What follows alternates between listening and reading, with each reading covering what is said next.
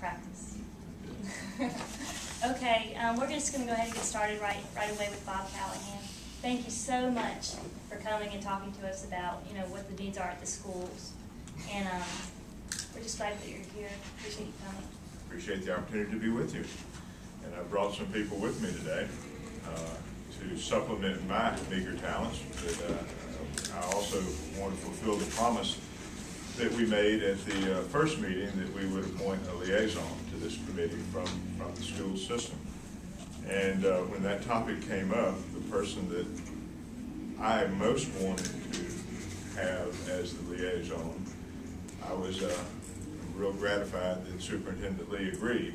And he has appointed Stephanie Harrison, I should say Dr. Stephanie Harrison, since we're in school speak. But she'll answer to Stephanie. That's right.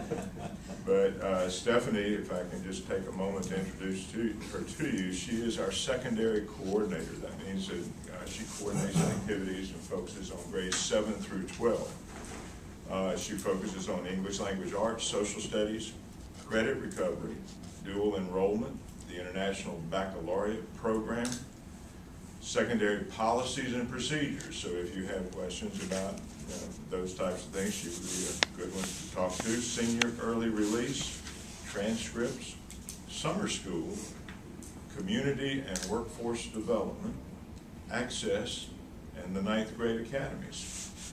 And in her spare time, she has 2 little children and a husband who's also a full-time teacher. So, but Stephanie, I got to know Stephanie when she became assistant principal at Fairhope High School. And she served there for, what, 4 years? 7 years. Time flew when we were having fun. She was there for 7 years, and she's the one who really got the IB program, along with Dr. Thomas, off the ground and working. But she is, in my opinion, an exceptionally talented person, and I think you'll find her to be that as you work with her.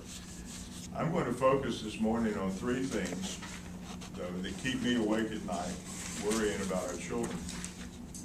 And if y'all can help us with 2 of these, I'll sleep a lot better, and I would welcome that help.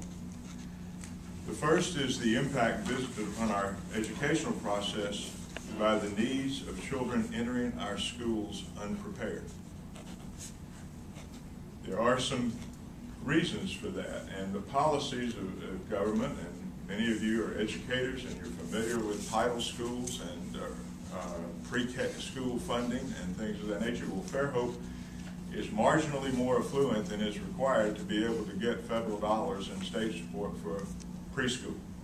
That does not mean that we don't have a significant number of children entering school each year that are unprepared.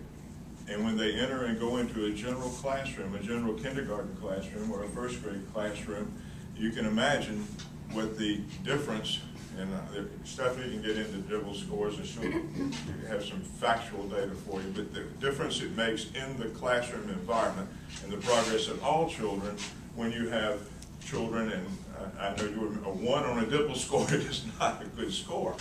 And so when you have that and the teacher is distracted trying to blend all of these things, but one of the issues that we have is children come into the schools unprepared. We don't have a resource to get them prepared in Fairhope, and that gap is eternal.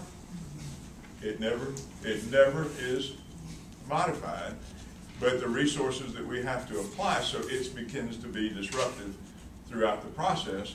And what you see at the end result of the chain is in year 12, when you go to graduation and you look out at the football field and see all the children there, we had to stop having boys on one side and girls on the other because there weren't enough boys. Okay, so we have a boy problem. It begins early on, but where you do it, and many of you who've lived here a while remember Ms. Agee, who was one of our principals for many years, and I remember getting blessed out by Ms. Agee about you directing your money and your resources to the wrong place. You need to start with her. A lot of truth to that. A lot of truth to that, but we don't have it.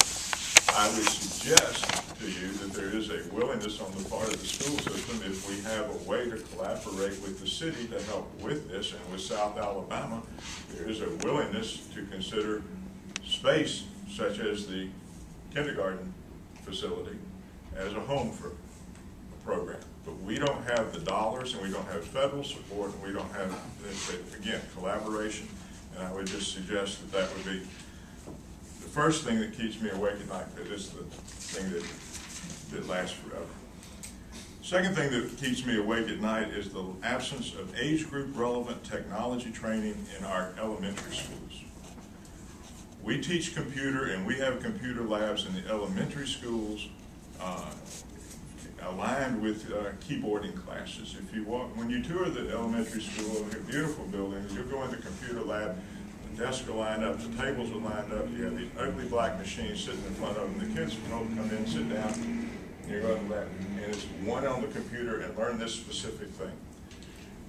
Research indicates that's not the right way to get them prepared for dealing with technology issues, especially the issues of search, problem solving,